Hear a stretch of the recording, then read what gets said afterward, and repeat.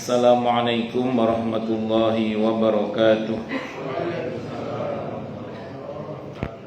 Bismillahirrahmanirrahim. Alhamdulillahi rabbil alamin. Wa bihi nasta'inu ala umuri dunya waddin. Wassalatu wassalamu ala ashrafil anbiya'i wal mursalin Sayyidina wa habibina wa syafi'ina wa qurrati a'yunina wa maulana Muhammadin wa ala alihi wa ashabihi wa dhurriyyatihi ajma'in, amma ba'd. Ashhadu an la ilaha illallah wa ashhadu anna Muhammadar Rasulullah wa ufawwidu amri ilallah, innallaha basirun bil ibad. Hasbiyallahu la ilaha illa huwa alaihi tawakkaltu wa huwa rabbul arshil azim. Wallahu ta'ala fi kitabihil karim hikayatan an nabiyillahi Musa alaihi salam. Rabbi shrah li sadri wa yassir li amri wahlul 'uqdatam min lisani yafqahu qawli. Para alim, para asatidah, para bapak dan ibu sekalian, hafizani wa hafizakumullah. Wabil khusus segenap pengurus Masjid Al-Muhajirin Taman Malaka Utara dan sekitarnya, yang semoga pengurusnya dan jamaahnya semoga selalu dalam naungan rahmat, barokah, perlindungan serta bimbingan Allah Subhanahu wa ta'ala. Amin, Allahumma amin, insyaallah. Allahumma inna nas'aluka ilman nafi'ah wa rizqan thayyiban wa amalan mutaqabbalah wa fatahallahu lana futuhal arifin. Allahumma inna na'udzubika min ilmin la yanfa' wa amalin la yurfa' wa qalbin la yakhsha' wa du'a'i la yusma'. Allahumma ati anfusana taqwaha wa zakkiha anta khairu man zakkaha anta waliyuha wa maulaha. Amin, Allahumma amin, insyaallah. Pertama-tama dan yang utama, tentu mari kita haturkan puja dan puji syukur kita kehadirat Allah Subhanahu wa ta'ala dengan berucap alhamdulillahi rabbil alamin. Mudah-mudahan dengan hamdalah ini nikmat dari Allah untuk kita ditambah. Karena Allah telah berjanji dalam Al-Quran di surah Ibrahim ayat 7, A'udzu billahi samii'il 'aliim minasyaitonir rajiim. Wa idz ta'adzana rabbukum la in syakartum la azidannakum wa la in kafartum inna 'adzabi lasyadid. Jadi kalau kita bersyukur, sungguh nikmat dari Allah untuk kita akan ditambah. Dan kalau kita kufur, kita diingatkan oleh Allah akan siksa yang sangat pedih. Ini janji Allah, dan janji Allah dalam Al-Quran itu la raiba fi, tidak ada keraguan di dalamnya. Di antara penjelasan la raiba fi adalah siapapun yang mengamalkan isi Al-Quran dengan keimanan dan keyakinan, maka Allah akan tunjukkan kebenaran Al-Quran itu kepadanya hingga tiada lagi keraguan dalam hatinya. Salawat dan salam semoga tercurah limpahkan untuk junjungan kita Nabi besar Muhammad sallallahu alaihi wasallam. Semoga kita semua diakui sebagai umat beliau. Amin, Allahumma amin, insyaallah.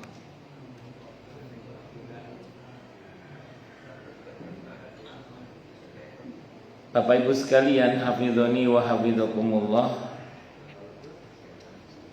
Subuh ini insyaallah kita akan membahas tentang syumuliyatul Islam. Syumuliyatul Islam itu maksudnya adalah kemenyeluruhan dinul Islam, agama Islam. Karena agama Islam ini cakupannya menyeluruh dari kehidupan manusia, mulai dari masalah akidah, masalah ibadah, masalah muamalah, masalah siasah, dan lain-lain. Itu di dalam agama Islam. Bahkan para sahabat Nabi ketika menjelaskan kepada orang-orang di luar Islam saat di Habasyah, saat itu kepada Raja Habasyah, itu beliau mengatakan, utusan Nabi itu mengatakan, ya, kami diajari oleh Nabi kami bahkan sampai urusan masuk ke dalam WC atau kamar kecil. Nah, dari Islam itu menyeluruh dalam kehidupan sehari-hari kita aturannya. Karena memang seorang muslim itu hidup di dunia ini harus dengan aturan. Tidak boleh tidak pakai aturan. Dan kita bersyukur kepada Allah, aturan dalam Islam itu luar biasa. Termasuk detil rinciannya, walaupun yang pokok adalah dasar-dasarnya, itu yang pokok, sehingga dinamis. Saya sering contohkan di sini. Sebelum saya contohkan, ada sebagian orang itu yang berkata begini, wah, tidak enak jadi orang Islam itu, banyak aturannya. Banyak aturannya. Kalau saya menanggapi, justru dengan banyaknya aturan dalam Islam itu menjadikan kita itu mudah sebenarnya. Karena kita tidak perlu mikir lagi, karena sudah jelas aturannya. Dan itu akan buat hidup kita lebih terarah. Dan memang prinsip dalam Islam, hidup itu bukan mengalir, tapi mengarah. Jadi prinsip hidup dalam Islam itu bukan mengalir, tapi mengarah. Kalau mengalir, itu berarti kita hanyut oleh situasi. Ya kalau nyangkutnya bener, alhamdulillah. Kalau nyangkutnya nggak bener kan masalah. Maka dalam Islam itu bukan mengalir tapi mengarah. Karena kita punya tujuan. Jadi hidup seorang muslim itu punya tujuan. Apa tujuannya?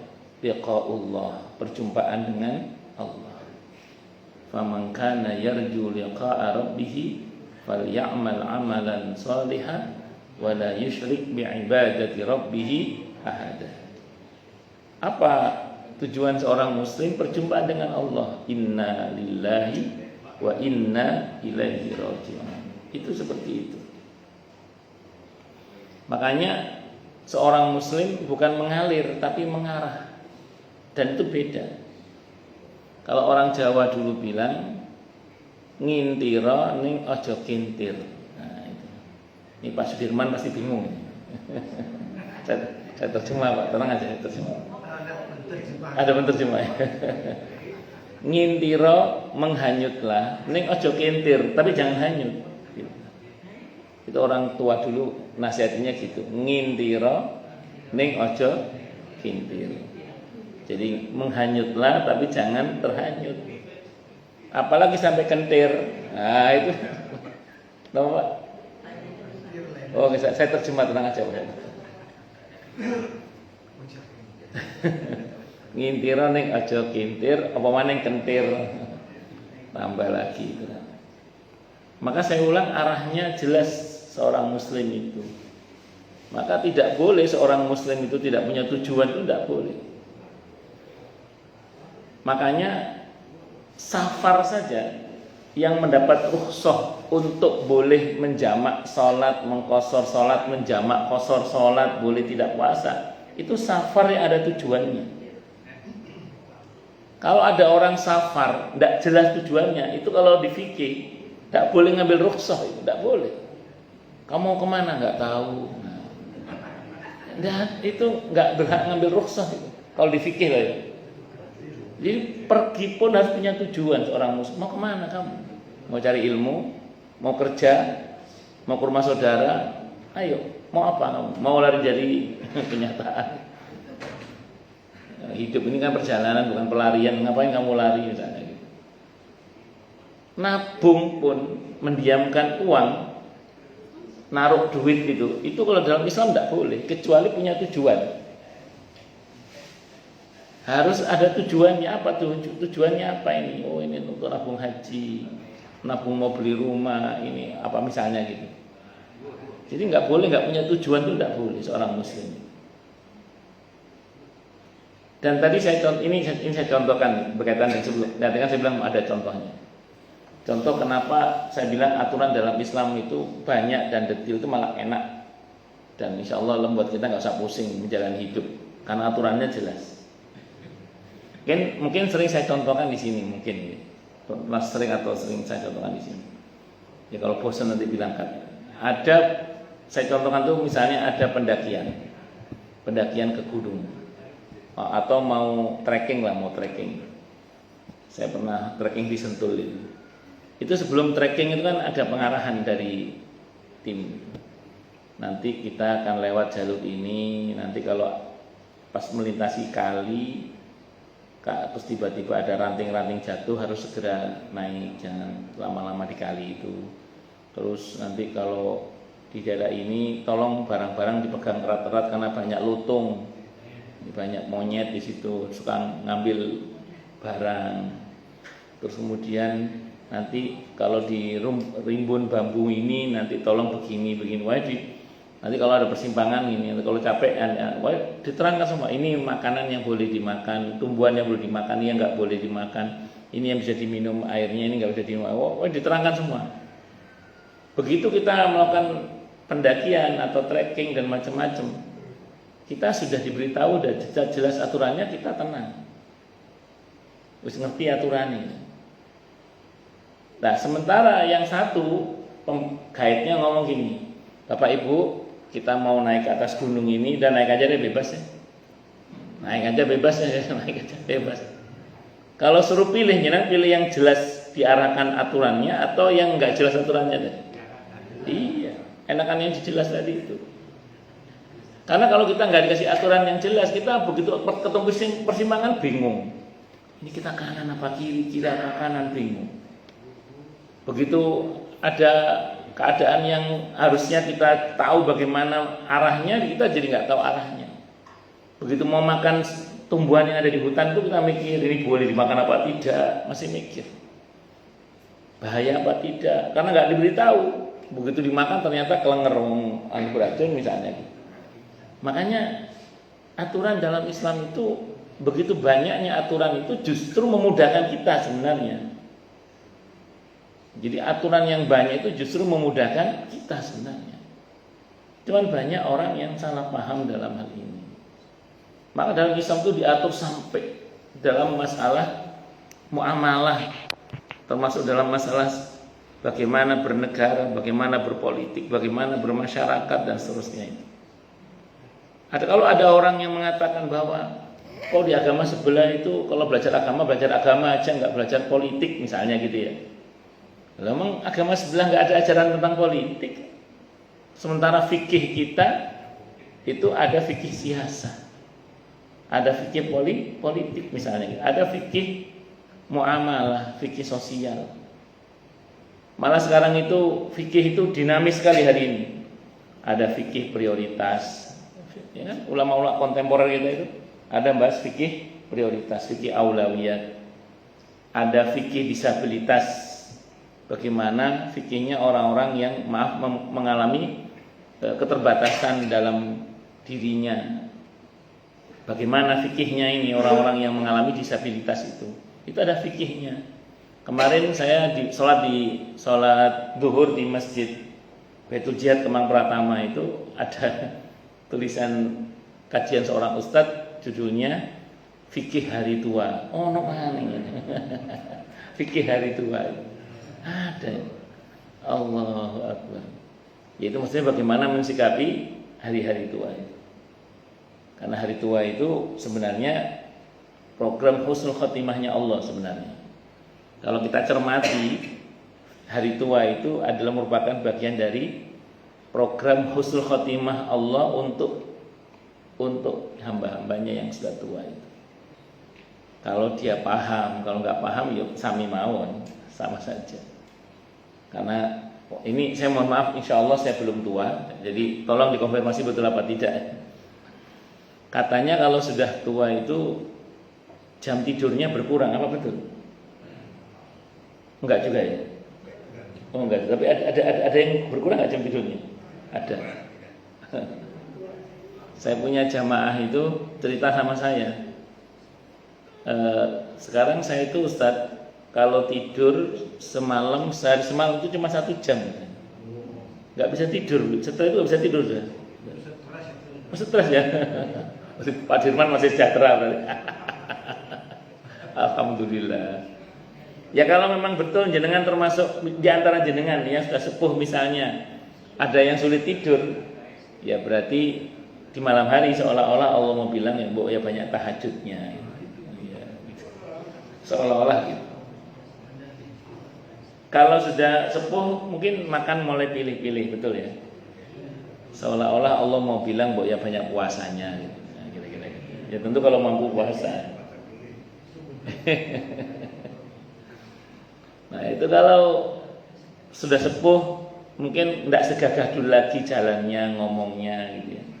Seolah-olah Allah mau bilang ya kakinya jangan dipakai kecuali untuk ke tempat yang mendatangkan pahala. Lisannya jangan dipakai bicara kecuali yang baik dan yang mengandung zikir kepada Allah. Matanya udah nggak setajam dulu lagi misalnya, seolah-olah Allah mau bilang ya udah matanya jangan hanya sibuk dipakai untuk nonton drakor misalnya. Mending pakai untuk membaca Al-Quran misalnya, dan lain sebagainya. Itu semua itu program husnul khotimah semua sebenarnya. Allahu Akbar. Bahwa sesungguhnya Islam itu menyeluruh meliputi semua zaman kehidupan dan eksistensi manusia. Islam ini ajarannya itu bisa berlaku sepanjang zaman. Kita baru bicara Al-Quran saja itu sudah bisa. Maka orang-orang yang mengatakan bahwa ada beberapa ayat dalam Al-Quran itu yang kata dia harus diamandemen karena dianggap sudah kadaluarsa, itu karena orang itu nggak paham tentang hakikat isi Al-Quran. Dia nggak ngerti dinamika di dalamnya, sehingga dia sebut beberapa hal itu kata dia ini ayat ini udah nggak cocok lagi dengan tantangan zaman sekarang ini. Dia harus, yang sering dikutip itu misalnya ayat-ayat tentang perbudakan. Sekarang sudah tidak ada lagi perbudakan kata dia. Bla bla bla. Padahal kan Al-Quran itu kan sedang tidak bicara perbudakan, tapi Al-Quran sedang mereaksi satu keadaan sosial masyarakat yang suka memperbudak dan menjadikan budak manusia merdeka, dan bagaimana Islam mensikapinya. Itu spiritnya yang harus kita tangkap sebenarnya, bukan semata-mata soal aturan perbudakannya. Nah dinamika ini kan tidak mereka tangkap seperti itu. Contoh misalnya, sebelum Islam datang perbudakan itu sudah ada dan mereka diperlakukan seperti binatang. Ini misalnya, ini contoh aja. Mereka diperlakukan seperti apa? Binatang. Diberi pakaian yang tidak selayaknya, ditaruh di kandang, dirantai sebagian bahkan. Kalau jenengan pengen tahu cerita tentang perbudakan tuh, mungkin saya nggak tahu nututi apa nggak. Pasti nututin jenengan, saya saja nututi yang masih muda. Itu dulu kalau hari Ahad siang itu ada film di hari Ahad di TVRI itu, judulnya apa saya lupa itu, tapi ada Nona Misi dan Tuan Baron. Tahu ya. Nona misi dan tuan baron. Itu kan perbudakan di Eropa. Bagaimana Buddha itu taruh di sebuah ruangan yang ada jeraminya kayak kandang itu. Sebagian mereka dirantai dan sebagian mereka diperlakukan tidak sebagai manusia. Sahabat Bilal saja itu disiksa luar biasa oleh tuannya. Begitu Islam datang, Islam mereaksi perbudakan itu dengan cara harus seorang tuan itu memperlakukan budak sebagai manusia. Maka tidak boleh diberi beban yang di luar kemampuannya, diberi hak istirahat, diberi tempat yang layak sebagai manusia. Pokoknya dimanusiakan semua. Spiritnya apa coba? Pokoknya kalau ke karyawan, ke pembantu itu begitu gitu loh, dimanusiakan mereka itu, jangan tidak dimanusiakan. Tidak harus sama, tapi kalau tidak harus dimanusiakan gitu. Kalau kepada pembantu begitu, apalagi kepada pasangan, kepada anak, pokoknya dimanusiakan mereka itu. Jadi Islam ini agama yang memanusiakan manusia. Jangan manusia dibinatangkan, itu maksudnya. Dan masih banyak lagi hal-hal yang lain yang ternyata kalau kita cermati, sepanjang zaman ajaran Islam ini akan selalu cocok. Karena dinamika ajaran yang ada di dalamnya dan itu sesuai dengan prinsip-prinsip agama ini. Sambil contoh misalnya, kita nggak usah ngomong jauh-jauh di zaman sekarang, zaman dulu, dari zaman dulu aja misalnya. Ketika misalnya Abu Bakar As-Siddiq radhiyallahu anhu didatangi oleh Sayyidina Umar radhiyallahu anhu dengan usulan bahwa Al-Quran mau dibukukan. Itu Abu Bakar menolak dengan dalih apa awalnya? Bagaimana saya akan melakukan sesuatu yang tidak pernah dilakukan di masa Rasulullah Muhammad sallallahu alaihi wasallam. Abu Bakar takut bid'ah awalnya. Apa kata Sayyidina Umar radhiyallahu anhu? Ini penghafal Al-Quran banyak yang meninggal dalam peperangan. Sementara tidak semua muslimin mengerti isi Alkitabnya, nggak semuanya hafal. Kalau tidak dibukukan, takutnya muslimin tidak mengenal kitab suci. Akhirnya Abu Bakar sepakat. Oh, apa ini namanya? Maslahah mursalah. Kemaslahatan umum yang mendesak untuk diwujudkan, teks Quran sunnahnya nggak ketemu. Ini sudah ada di masa sahabat pemahaman ini. Maka kedua beliau ini mendatangi ketua sekretaris, pimpinan sekretaris Rasulullah Muhammad SAW dan Zaid bin Thabit radhiyallahu anhu. Ini kalau Al-Quran nggak dibukukan, muslimin khawatir nggak kenal kitab sucinya. Bagaimana menurut pendapat Anda? Karena banyak penghafal Quran yang mulai meninggal karena ikut peperangan itu. Maka kata Zaid bin Thabit radhiyallahu anhu sama jawaban dengan Abu Bakar As-Siddiq radhiyallahu anhu sebelumnya. Bagaimana saya akan melakukan sesuatu yang tidak pernah dilakukan di masa Rasulullah Muhammad sallallahu alaihi wasallam. Takut bid'ah juga beliau awalnya. Diterangkan oleh Sayyidina Umar radhiyallahu anhu, oleh Sayyidina Abu Bakar As-Siddiq radhiyallahu anhu. Ini ada kemaslahatan umum yang mendesak untuk diwujudkan, teks Quran sunnahnya nggak ketemu. Bukan nggak ketemu. Maka terus kemudian Zaid bin Thabit radhiyallahu anhu sepakat. Ini namanya maslahah mursalah. Kemaslahatan umum yang mendesak untuk diwujudkan, teks Quran sunnahnya nggak ketemu. Maka jenengan hari ini menikah misalnya pakai buku nikah, buka semua hadis mana buku nikah itu? Buka teks Quran mana buku nikah itu? Tidak ada. Tapi negara hadir ingin melindungi warganya. Maka pengadaan buku nikah itu sah-sah saja secara muamalah. Kenapa? Karena itu hajat yang mendesak untuk diwujudkan, walaupun teks Quran sunnah terkait dengan itu tidak ditemukan. Kalau payung umum pasti ada, seperti ayat tentang pentingnya mencatat pada juru catat saksi dan seterusnya. Tapi kan itu bukan perkara pernikahan, itu kan perkara apa? Hutang piutang atau pembelian yang tidak tunai. Tapi itu spirit juga secara umum, itu payung secara umum itu. Tapi yang tepatnya tadi itu maslahah mursalah itu. Jenengan naik motor, kayak saya naik motor atau mobil pakai sabuk pengaman, saya pakai helm. Itu jangan tanyakan mana dalilnya itu. Mana dalilnya pakai helm? Mana dalilnya pakai apa? Nah, Ini untuk kemaslahatan bersama sebenarnya. Maka itu dalam spirit Islam itu sudah ada. Makanya Islam itu dinamis. Dan itu ada dasarnya di masa generasi terbaik umat ini sebagai patokan dalam keberagamaan kita itu. Sampai nanti misalnya berkembang kepada masalah zakatul fitri misalnya. Bagaimana muslimin dulu di masa Nabi kita Muhammad sallallahu alaihi wasallam itu namanya zakat itu ya kalau nggak gandum ya kurma. Lalu bagaimana dengan masyarakat yang makannya bukan gandum dan kurma? Disinilah muncul metode namanya metode kias. Kias itu apa? Analogi.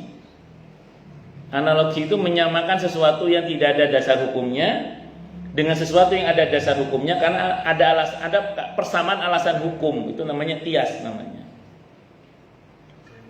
Maka terus kemudian dalam masalah ini bisa berarti kita zakatul fitri pakai apapun yang menjadi makanan pokok satu negeri, karena spirit dari kurma dan gandum itu adalah makanan pokok satu negeri. Maka zakatul fitri boleh dengan sagu untuk masyarakat yang makan sagu.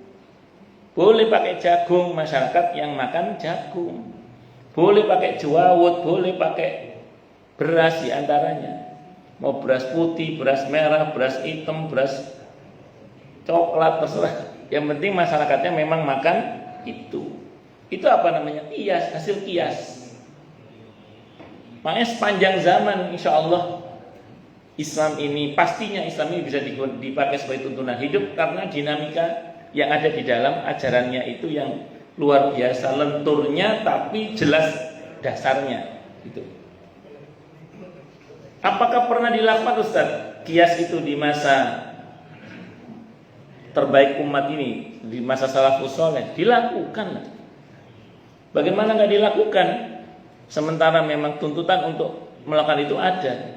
Contohnya mana ya tadi ketika Islam mulai melebar ke seantero jagat, di mana mereka tidak lagi hanya di bangsa Arab tapi mulai keluar ke negeri Arab. Disitulah mulai ada dinamika-dinamika. Termasuk diantaranya kenapa kok muncul ijtihad zakatul fitri menggunakan uang dalam mazhab Hanafi itu kenapa coba? Karena tantangan masyarakatnya, di mana fuqara masakin di satu negeri yang maju dalam satu distrik itu tidak semuanya makannya sama. Kalau kita di Indonesia satu kampung notabene makannya sama lah, makan beras. Tapi kalau kita pergi ke Eropa, pergi ke Amerika misalnya, itu dalam satu distrik masyarakatnya bisa sangat heterogen. Ada orang Asia, ada orang India, ada orang Afrika, ada orang Arab, macam-macam. Dan mereka makannya beda-beda. Fuqara masakinnya itu. Kalau kita ngeyel mengeluarkan zakatul fitri pakai beras, pakai kurma, pakai gandum, padahal tidak semua fuqara masakinnya makan itu. Maka bagaimana? Ya sudah, akhirnya diijtihadi oleh dalam mazhab Hanafi, boleh kalau kita memang mau zakatul fitri dengan menggunakan uang. Karena kalau uang terserah fuqara masakinnya mau dipakai makan apa, itu terserah misalnya. Itu dinamika hukum namanya. Dan itu diatur dalam Islam dengan sangat jelas, dengan aneka kaidah-kaidahnya. Demikian juga kalau sebagian orang mengalami kesulitan-kesulitan karena dinamika orang itu juga macam-macam. Ada kondisi mudah, ada kondisi sulit. Itu kaidahnya ada semua. Maka kalau mungkin jenengan pernah belajar dalam kajian usul fikih itu ada istilah azimah, ada istilah rukhsah. Azimah itu apa? Hukum asalnya. Kalau rukhsah itu keringanan-keringanannya. Contoh, azimahnya sholat 5 waktu itu wajib dengan jumlah rakaat 17 misalnya gitu. Tapi saat safar kita bisa mendapatkan rukhsah, keringanan. Apa keringanannya? Dalam bentuk bisa dijamak qashar, bisa dikosor. Artinya jumlahnya nggak harus 17 rakaat lagi. Itu keringanan namanya. Orang harus bersuci dengan wudhu, dengan air. Itu kalau yang bersangkutan dalam kondisi normal. Dalam kondisi di mana dia tidak bisa menggunakan air, maka dia bisa bertayamum. Itu namanya rukhsah. azimahnya dengan air, tapi rukhsahnya boleh menggunakan debu misalnya. Itu seperti itu. Jadi nggak harus saklek, harus begini, itu enggak. Ada dinamikanya. Apalagi ada kaidah yang mengatakan al-masyaqqatu tajlibut taisir. Kondisi yang sulit itu bisa menarik kepada kemudahan-kemudahan. Makanya kita ini di samping belajar tentang azimah, hukum asalnya, hukum dasarnya, kita juga harus belajar tentang rukhsah, keringanan-keringanan. Kita mesti belajar al-mustasnayat, pengecualian-pengecualian, supaya kita ini enggak kaku dalam keberagamaan kita itu. Karena ternyata dalam Islam itu banyak sekali rukhsah keringanan-keringanan. Tapi tentu semua ada aturannya. Semua ada aturannya, tidak sembarangan gitu maksudnya. Maka ketika kemudian orang berada di daerah kutub misalnya, di mana waktu sholatnya tidak sama dengan di wilayah yang dilewati khatul istiwa, itu aturan sholatnya juga tetap ngikut aturan dasar bagaimana waktu sholat yang ada di negeri-negeri yang normal. Walaupun seandainya kita ngikuti waktu setempat pun itu juga nggak ada masalah, karena memang itu ada dinamika ijtihadi di situ itu. Karena ada orang itu baru saja sholat maghrib langsung isya, nggak lama sudah subuh. Terus setelah itu sudah siang lagi sampai 20 jam misalnya, atau dibalik keadaannya misalnya. Jadi macam-macam. Nah, tapi begitu dinamika Islam itu, sehingga semua bisa dilakukan dengan mudah, tanpa harus kemudian kita itu melakukan dengan melanggar fitrah kemanusiaan kita. Itu seperti itu. Asy-Syahid Hasan Al-Banna rahimahullah telah mengungkapkan jangkauan syumuliyatul Islam dalam risalah Islam. Seraya beliau berkata, adalah risalah yang panjang terbentang sehingga meliputi semua abad sepanjang zaman, kata beliau. Terhampar luas sehingga meliputi semua cakrawala umat, dan begitu mendalam sehingga memuat urusan-urusan dunia dan akhirat. Jadi menjangkau detil dari kehidupan manusia, aturan dalam Islam itu baik lahir maupun batin, dunia maupun akhirat. Contoh yang mendetil terkait dengan diri itu apa misalnya? Islam itu tidak hanya bicara tentang syarat rukun zahir, di mana harus bersih dari najis, suci dari hadas, tidak hanya itu. Tapi Islam juga bicara tentang khusyuk. Islam bicara tentang ikhlas, detil masuk ke dalam. Islam juga bicara tentang khusyuk, Islam bicara tentang apa? Ikhlas. Tentang sabar, tentang tawakal, detil ke dalam itu dibahas. Islam tidak hanya bicara tentang rincian tentang bagaimana kita bersosial dengan manusia, tapi Islam juga membahas bagaimana kita harus baik kepada seluruh makhluk, termasuk kepada lingkungan. Maka termasuk zalim kalau kita bertindak yang tidak benar terkait dengan pengerusakan alam misalnya. Maka termasuk zalim kalau ada orang yang bertindak sesuatu yang bisa membuat pengerusakan terhadap alam misalnya. Itu perbuatan zalim. Bahwa kemudian kita akan menggali kekayaan alam kita, silahkan, tapi memperbaikinya itu harus. Karena kalau tidak berarti kita telah berbuat zalim. Kalau nggak pada generasi hari ini, pada generasi yang akan datang, itu zalim kita. Nah, makanya semua diatur dalam Islam. Aneka semua perbuatan yang merusak itu dilarang dalam Islam. Wong yang merusak hutan loh, bukan orang hutan, bukan. Yang merusak hutan itu orang Jakarta. Dari kan gitu kan. Allahu Akbar. Makanya tidak boleh kita berbuat sesuatu yang bisa merusak apa? Lingkungan. Hati-hati. Syumuliyatuz zaman mencakup seluruh dimensi waktu, artinya bahwa Islam adalah risalah untuk semua zaman dan generasi.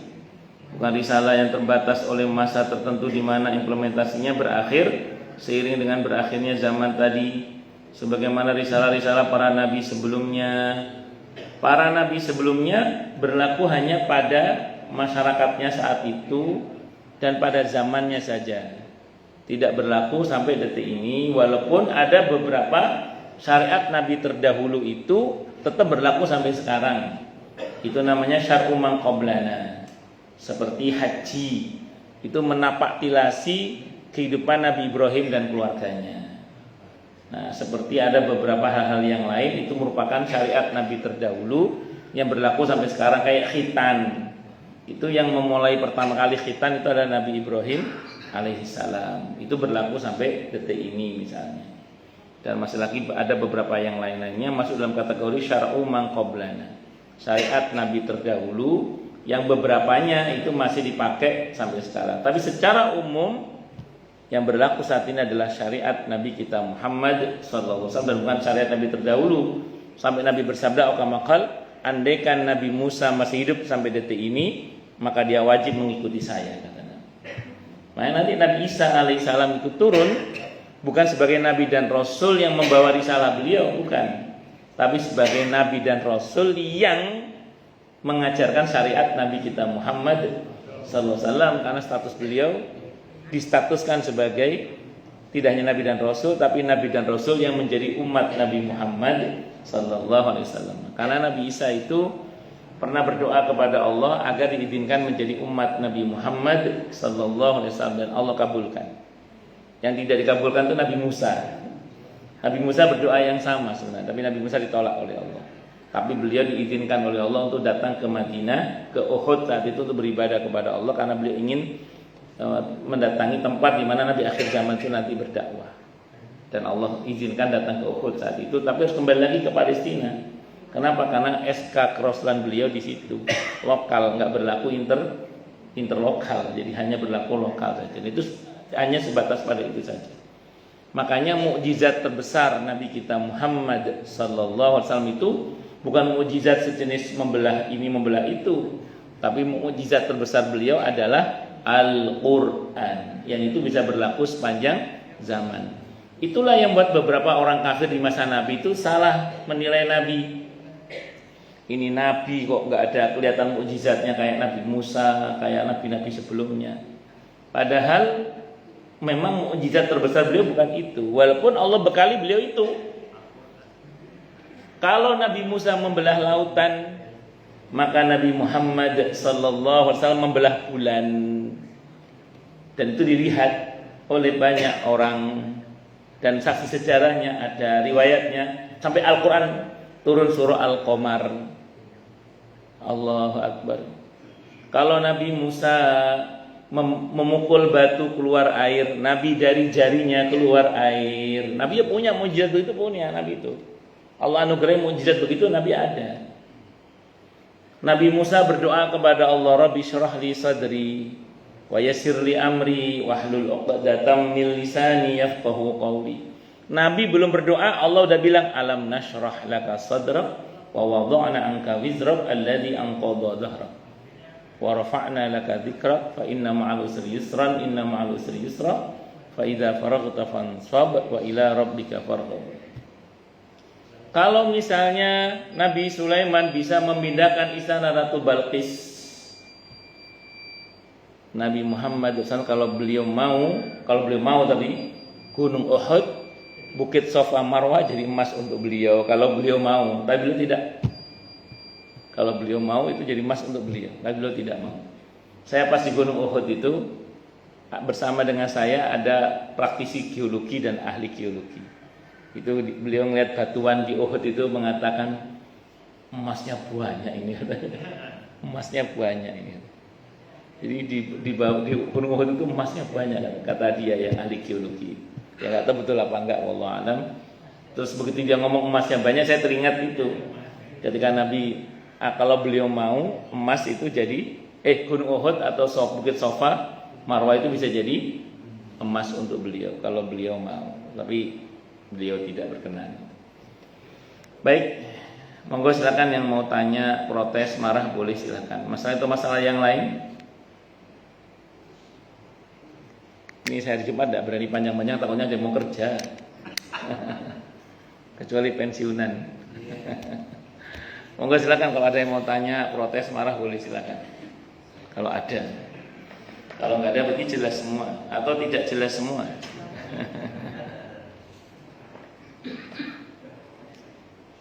Oh jelas semua ya. Alhamdulillah, masya Allah. Udah pinter ya. Atau tidak jelas semua gitu ya. Ya, baik, kita bersyukur kepada Allah menjadi Muslim, beragamakan Islam, karena Islam ini agama yang berlaku sepanjang zaman dengan aneka dinamikanya, dan bersyukurlah pada Allah yang mengerti betul tentang keringanan-keringanan dalam agama ini. Makanya saya ulang, kalau belajar Islam itu jangan hanya sebatas mempelajari azimahnya, hukum asal dan dasarnya, tapi pelajari pula rukhsah-rukhsahnya ya. Karena di situ banyak sekali keringanan-keringanan dalam agama ini yang membuat orang itu insya Allah ringan dalam beragama itu. Jadi jangan memandang sepaneng terkait aturan Islam yang begitu rinci, karena justru rincian ajaran Islam itu adalah merupakan bagian dari kemudahan-kemudahan untuk kita sebenarnya. Saya kira ini sebelum saya tutup ada? Nggak ada nih, cukup nih. Nah, saya agak deg-degan kalau cuma itu, takutnya jenengan ada yang mau kerja. Kita tutup dengan hamdalah. Alhamdulillahirabbil alamin. Semoga kajian kita bisa bermanfaat, mubarakah fid dini wa dunya wal akhirah untuk kita, keluarga kita dan seluruh umat Islam semuanya, dan mudah-mudahan kita semua dijadikan oleh Allah sebagai orang-orang yang sukses dunia akhirat, selamat dunia akhirat, bahagia dunia akhirat, dan dipermudah setiap urusan kita oleh Allah fid dini wa dunya wal akhirah. Semoga Allah limpahkan hidayah selalu untuk kita, semoga Allah tingkatkan selalu hidayah untuk kita, dan semoga Allah berikan hidayah untuk siapapun yang melihat kita. Subhanakallahumma bihamdika asyhadu an la ilaha illa anta astaghfiruka wa atubu ilaik. Sallallahu alaihi Muhammad wa ala alihi wasallam. Saya mohon maaf. Assalamualaikum warahmatullahi wabarakatuh.